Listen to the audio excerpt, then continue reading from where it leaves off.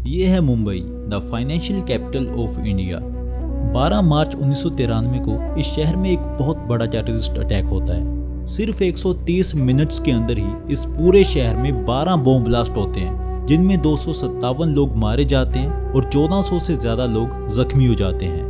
World war 2 के बाद ये पहला ऐसा टेररिस्ट अटैक था जिसमें इतने ज्यादा अमाउंट में RDX को किसी देश के अगेंस्ट यूज किया गया था। और इंडिया की हिस्ट्री में आज तक इस अटैक को इंडिया पर होने वाला सबसे बड़ा टेररिस्ट अटैक माना जाता है। 1993 के टाइम मैं सिर्फ 13 साल का था। 13 मार्च को सुबह 9:30 बजे जब ये एम्बुलेंस घर पे आई तो मुझे ऐसा लगा था कि मैं माँ को देखूंगा, मगर बहुत ही उल्टा हुआ था कि हमें सिर्फ और सिर्फ शरीर के टुकड़े देखने मिले थे। और ये आज तक मैं ना कभी भूला हूँ और ना कभी भूलूंगा। जाने तो बहुत सारी गई, सबको मालूम है कितनी सारी जाने गई और नुकसान कितना हुआ, इंजर्ड कितने हुए। और बेचारी वो अब तक जो इंजर्ड है ना, डिसेबिलिटी आ गई उनके बदन में, वो तो उनके साथ चल रही है, तो वो तो भूलेंगे कैसे? तो उसका तो कोई जस्टिस मिला ही नहीं। लेकिन 1993 में मुंबई में हुए सीरियल बॉम्ब ब्लास्ट्स के पीछे रीजन क्या था और कैसे जब इंडियन इंटेलिजेंस एजेंसीज और पुलिस ने इस केस की इन्वेस्टिगेशन शुरू की तो उन्हें इन अटैक्स के पीछे पाकिस्तान की इन्वॉल्वमेंट के एविडेंस मिले। कैसे इन अटैक्स में दाऊद इब्राहिम को ISI के द्वारा एज अ टूल यूज किया गया। जो भी लोग इस अटैक को ऑर्गेनाइज करवाने में इन्वॉल्व थे उनको इंडियन ज्यूरिसडिक्शन के अकॉर्डिंग क्या सजा दी गई और कैसे इस पूरे केस में अमेरिका ने पाकिस्तान को सपोर्ट करते हुए इंडिया के एविडेंस को कंप्लीटली रिजेक्ट कर दिया और फिर डिस्ट्रॉय कर दिया। इन्हीं सब क्वेश्चंस के बारे में जानिए आज अपनी इस वीडियो में।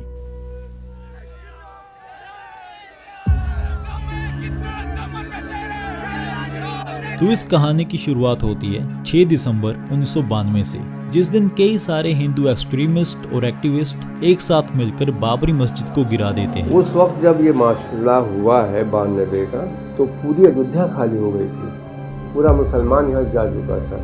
सिर्फ जहाँ बैठे हैं ये इलाके का एक भी मुसलमान नहीं गया था।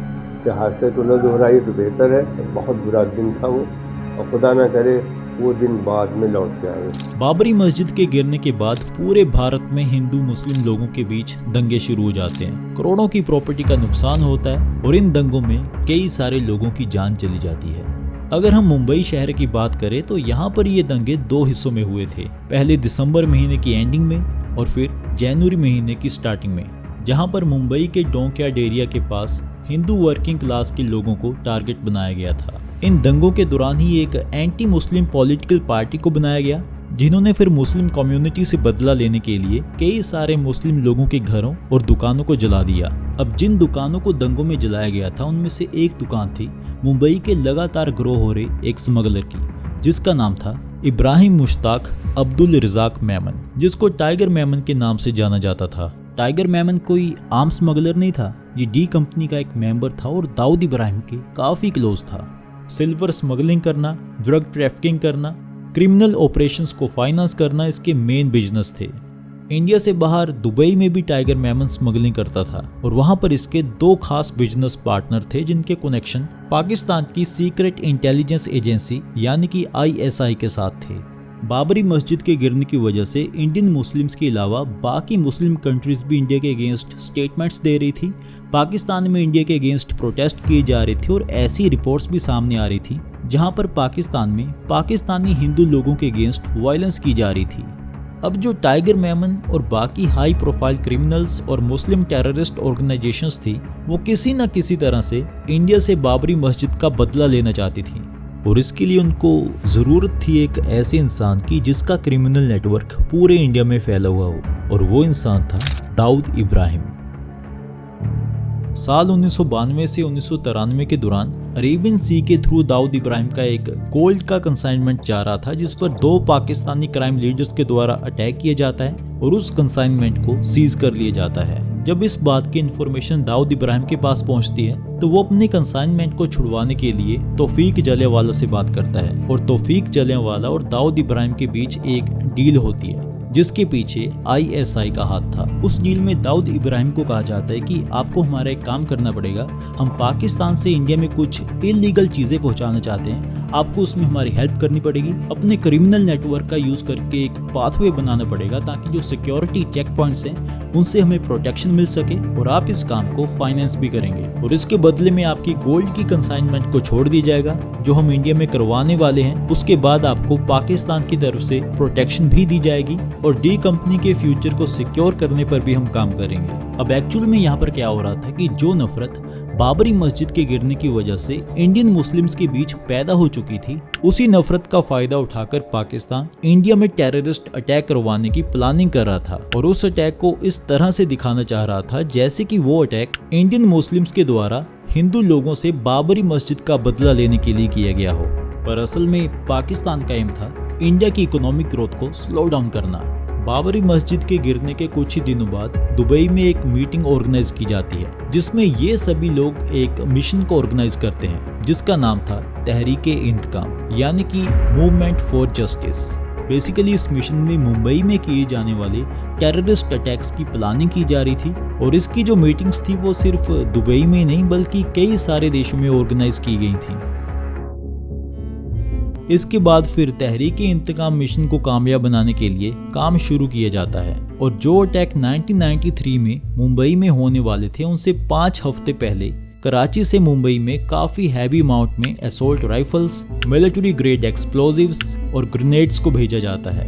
9 मार्च 1993 को 5 महीने पहले हुए दंगों की वजह से मुंबई पुलिस गुल मोहम्मद शेख नाम के एक क्रिमिनल को अरेस्ट करती है। अब ये गुल मोहम्मद उन लोगों में से एक था जिनको 19 फरवरी 1993 को टाइगर मेमन ने ट्रेनिंग के लिए इंडिया से दुबई और फिर वहां से पाकिस्तान भेजा था। अरेस्ट होने के बाद गुल मोहम्मद ने पुलिस को सब कुछ बता दिया कि कैसे उसको पाकिस्तान में ट्रेनिंग दी गई थी और जल्द ही मुंबई की मेजर लोकेशंस जैसे कि बॉम्बे स्टॉक एक्सचेंज और सहारा इंटरनेशनल एयरपोर्ट पर बॉम्ब ब्लास्ट करने की प्लानिंग की जा रही है। लेकिन अब सरप्राइजिंग बात यह थी कि उस टाइम पुलिस ने गुल मोहम्मद की बातों को कम्प्लीटली रिजेक्ट कर दिया क्योंकि उनको ऐसा लग रहा था कि ये हमें डाइवर्ट करने की या फिर बेवकूफ़ बनाने की कोशिश कर रहा है। जब गुल मोहम्मद के अरेस्ट होने की खबर टाइगर मेमन के पास पहुंची तो उसने मुंबई में किए जाने वाले बॉम्ब ब्लास्ट्स की डेट को थोड़ा एडवांस कर दिया क्योंकि पहले प्लानिंग ये थी कि हम अप्रैल 1993 को शिव जयंती वाले दिन मुंबई में बॉम्ब ब्लास्ट करेंगे,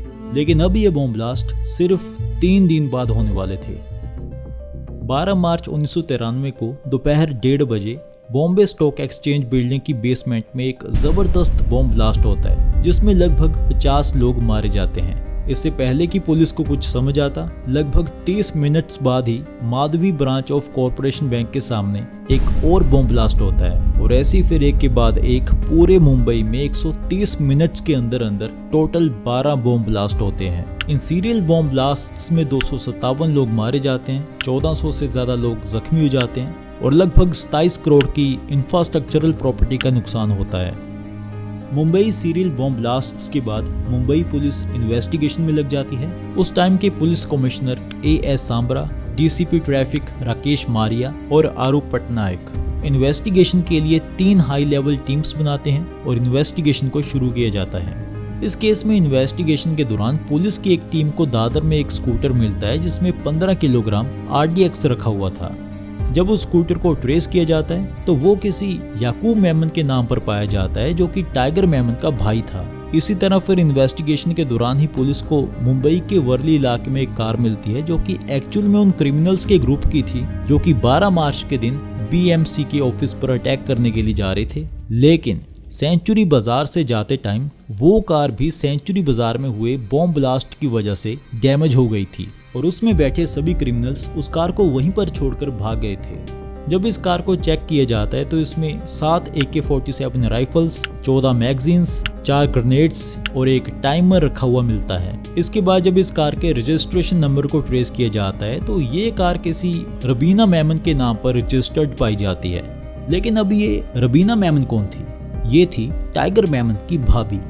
रबीना मेमन के एड्रेस को फॉलो करते हुए जब मुंबई पुलिस अल हुसैनी बिल्डिंग में उसके फ्लैट पर पहुंचती है तो वहां पर लॉक लगा हुआ था क्योंकि 12 मार्च को ही मुंबई में बॉम्ब ब्लास्ट होने से कुछ ही घंटे पहले पूरी मेमन फैमिली इंडिया छोड़कर जा चुकी थी। जब पुलिस की टीम रुबीना मेमन के घर के अंदर जाकर सर्च करती है तो उन्हें वहाँ पर काफी ज्यादा एम्युनिशन मिलता है।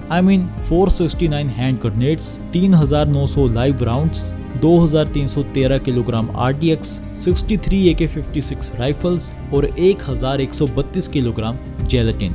जब पुलिस रुबीना मेमन के घर की बेसमेंट में जाती है तो वहां पर उनको कुछ बॉक्स मिलते हैं जिन पर उर्दू में एक एड्रेस लिखा हुआ था, और जब उस एड्रेस को इंग्लिश में पढ़ा जाता है तो वो एड्रेस निकलता है पाकिस्तान की वाह नोबल प्राइवेट लिमिटेड का, जो कि इस्लामाबाद वाह कैंट में लोकेटेड थी। अब इस पॉइंट पर आकर इस केस में इंडिया की सीक्रेट इंटेलिजेंस एजेंसी यानी कि रॉ की इन्वॉल्वमेंट होती है, क्योंकि ये तो बिल्कुल क्लियर हो चुका था कि मुंबई बॉम्ब ब्लास्ट्स का होना कोई डोमेस्टिक नहीं बल्कि इंटरनेशनल टेररिज्म था। 21 जुलाई 1994 को एक यूसुफ मोहम्मद अहमद नाम का बिजनेसमैन कराची से नेपाल के त्रिभुवन इंटरनेशनल एयरपोर्ट पर लैंड करता है, जो कि असल में याकूब मेमन था।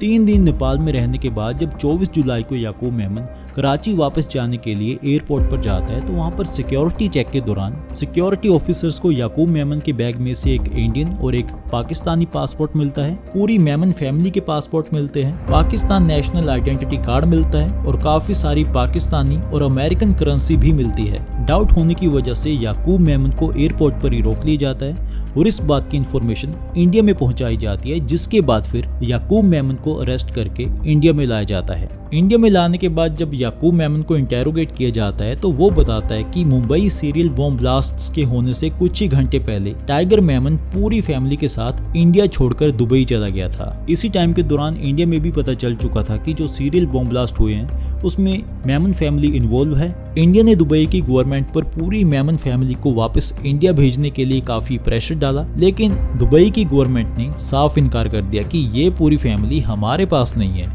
लेकिन याकूब मेमन ने बताया कि 1993 के अप्रैल महीने में एक ISI एजेंट के द्वारा पूरी मेमन फैमिली को दुबई से कराची ले जाया गया था और सभी फैमिली मेंबर्स को पाकिस्तानी पासपोर्ट्स और नेशनल आइडेंटिटी कार्ड दिए गए थे। कराची में जाने के बाद जब याकूब मेमन और टाइगर मेमन के अलावा बाकी सभी फैमिली मेंबर्स को पता चलता है कि उनको पाकिस्तान में क्यों लाया गया है और उनके अपने ही देश में आज उनके ऊपर टेररिस्ट होने का टैग लग चुका है, तो पूरी मेमन फैमिली टाइगर मेमन से काफी ज्यादा गुस्सा होती है और धीरे धीरे टाइगर मेमन और बाकी फैमिली मेंबर्स के बीच दूरियां बढ़नी शुरू हो जाती हैं। जब इंडियन गवर्नमेंट के पास इंफॉर्मेशन पहुंचती है कि मेमन फैमिली कराची में पहुंच चुकी है तो Indian government United Nations, America और कई सारी यूरोपियन कंट्रीज को रिक्वेस्ट करती है कि पाकिस्तान पर प्रेशर बनाया जाए और पाकिस्तान मेमन फैमिली को इंडिया को हैंड ओवर करे। इंटरनेशनल प्रेशर की वजह से मेमन फैमिली को 4 ISI कमांडोज के द्वारा बैंकॉक ले जाया जाता है और वहां पर उनको पटाया रोड पर एक बंगलो में रखा जाता है, जहां पर एक तरह से हाउस अरेस्ट जैसी सिचुएशन थी, क्योंकि वहां पर मेमन फैमिली को घर से बाहर निकलने की परमिशन नहीं थी और उनको लगातार सर्वेलेंस में रखा जा रहा था। 12 दिन तक बैंकॉक में रहने के बाद फिर से मेमन फैमिली को कराची वापस लाया गया और वहां उन्हें कराची डेवलपमेंट स्कीम एरिया, जिसको डिफेंस कॉलोनी भी कहा जाता है, वहां पर रखा गया। ऐसे ही करते करते फिर कुछ महीनों तक सिचुएशन फिर से नॉर्मल होने लगी और याकूब मेमन एक हफ्ते के लिए अपने पाकिस्तानी पासपोर्ट पर दुबई जाता है। अब इस टाइम पर आकर याकूब मेमन को ये रियलाइज होने लगा कि उसकी और टाइगर मेमन की वजह से पूरे परिवार को कितनी ज्यादा परेशानी का सामना करना पड़ रहा है और दोबारा से सब कुछ ठीक करने के लिए उसके पास सिर्फ 2 ही रास्ते हैं। या तो वो हमेशा के लिए पाकिस्तानी एजेंसीज की सर्वेलेंस में रहकर अपनी पूरी लाइफ पाकिस्तान में ही गुजार दे, या फिर वो दोबारा से इंडिया आए और ये प्रूव करे कि मुंबई बॉम्ब ब्लास्ट के पीछे गलती सिर्फ उसकी और टाइगर मेमन की थी, बाकी पूरा मेमन परिवार बिल्कुल निर्दोष था। अब यहाँ पर याकूब मेमन दूसरे रास्ते को चुनता है और वो ये माइंडसेट बना लेता है कि वो दोबारा से इंडिया जाएगा और उसके परिवार के ऊपर जो क्रिमिनल चार्जेस लगे हैं उनको क्लियर कर देगा। इसके बाद फिर अगले कई महीनों तक याकूब मेमन ने मुंबई सीरियल बॉम्ब ब्लास्ट्स में ISI की इन्वॉल्वमेंट के एविडेंस कलेक्ट करने शुरू कर दिए। याकूब मेमन उन सभी प्लेसेस को सीक्रेटली रिकॉर्ड करने लगा जहां पर मेमन फैमिली को रखा जाता था और उसने उन सभी ISI एजेंट्स की नेम्स की लिस्ट बनाई जो कि मेमन फैमिली के आसपास रहते थे। इंडिया में जब याकूब मेमन को अरेस्ट किया गया तो CBI को याकूब मेमन के पास एक वीडियो कैसेट मिला जिसमें तौफीक जलियावाला की लड़की राबिया की कराची में शादी हो रही थी और दाऊद इब्राहिम और कई सारे ISI के ऑफिसर्स या मेंबर्स वहां पर एज अ गेस्ट आए हुए थे। इसके अलावा CBI को 2 ऑडियो कैसेट्स भी मिलते हैं जिनमें उन लोगों की कन्वर्सेशंस रिकॉर्ड थी जो कि मुंबई सीरियल बॉम्ब ब्लास्ट के मास्टरमाइंड थे।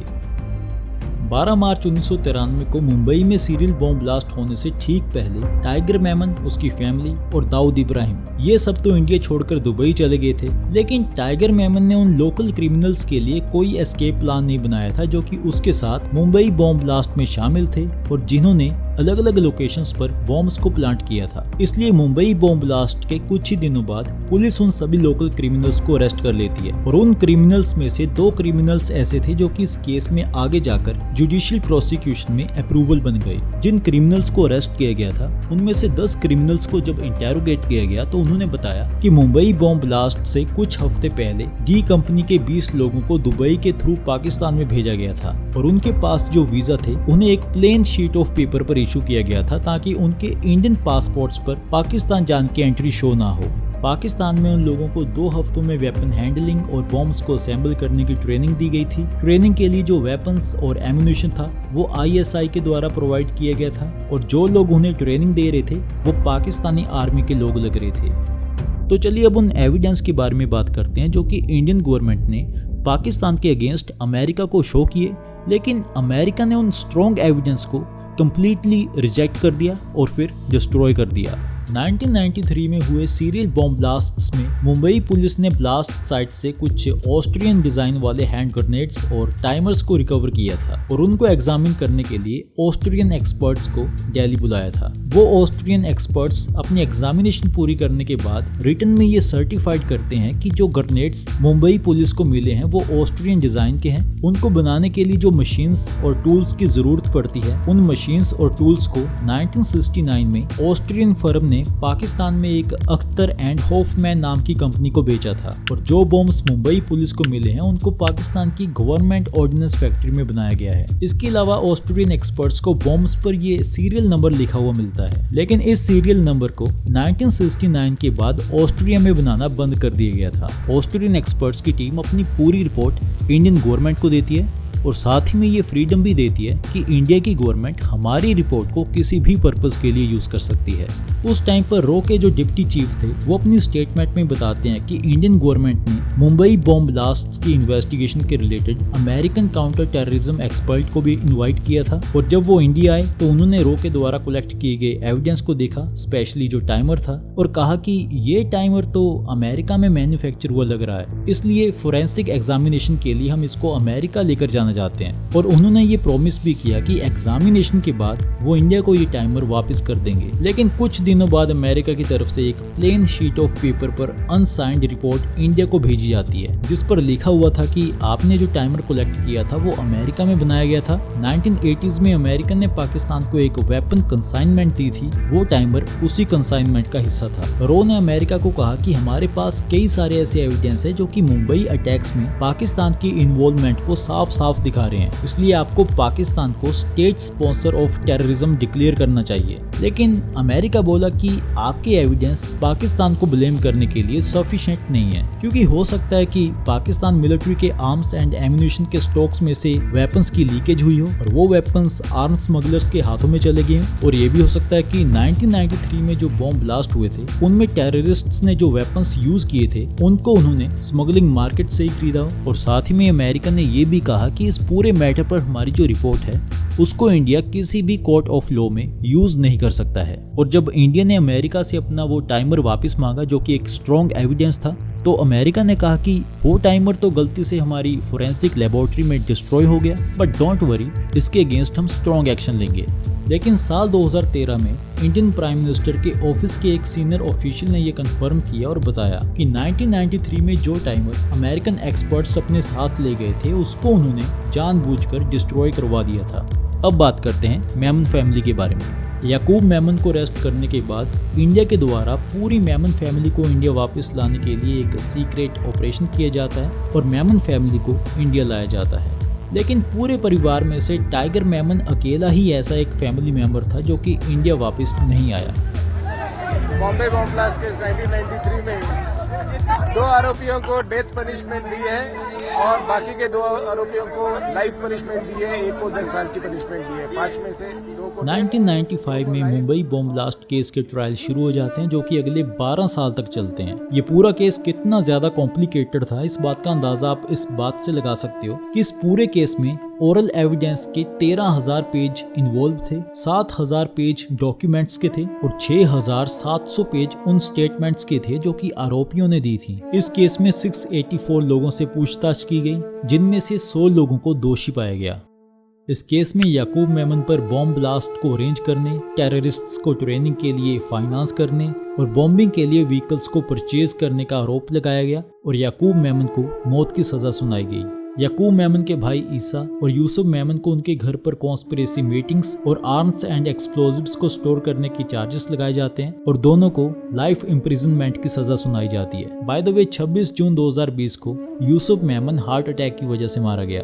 रुबीना मेमन जो कि याकूब मेमन की सिस्टर इन लॉ थी और सुलेमान मेमन की वाइफ थी, उस पर यह आरोप लगाया गया कि उसने एक्सप्लोजिव्स को डिलीवर करने के लिए अपनी कार का यूज होने दिया, इसलिए रुबीना मेमन को भी लाइफ इम्प्रिजनमेंट की सजा दी जाती है। याकूब मेमन के भाई सुलेमान, उसकी मदर हनीफा और उसकी वाइफ राहीन को बेनिफिट ऑफ डाउट की बेसिस पर रिहा कर दिया जाता है। लेकिन इस पूरे केस में जो मौत के असली हकदार थे यानी कि टाइगर मेमन और दाऊद इब्राहिम, वो आज भी पाकिस्तान में कहीं पर आराम से अपनी जिंदगी जी रहे होंगे। अब ऐसा नहीं है कि मुंबई बॉम्ब ब्लास्ट्स के पीछे इंडियन या फिर पाकिस्तानी टेररिस्ट्स का हाथ था, नहीं। मुंबई अटैक्स को सक्सेसफुल बनाने के लिए कई सारे इंडियन गवर्नमेंट और प्राइवेट एम्प्लॉयज भी शामिल थे, जिन्होंने रिश्वत लेकर मुंबई सीरियल बॉम्ब ब्लास्ट जैसे खतरनाक टेररिस्ट अटैक को करवाने में अपना पूरा योगदान दिया।